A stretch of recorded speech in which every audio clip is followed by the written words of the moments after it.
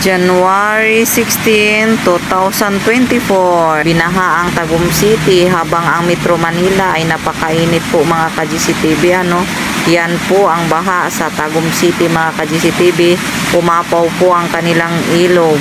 Doon po yan sa Sigayen. So malaki po ang tubig sa Tagum City. Amping-amping po, amping mo mga kaigsunan.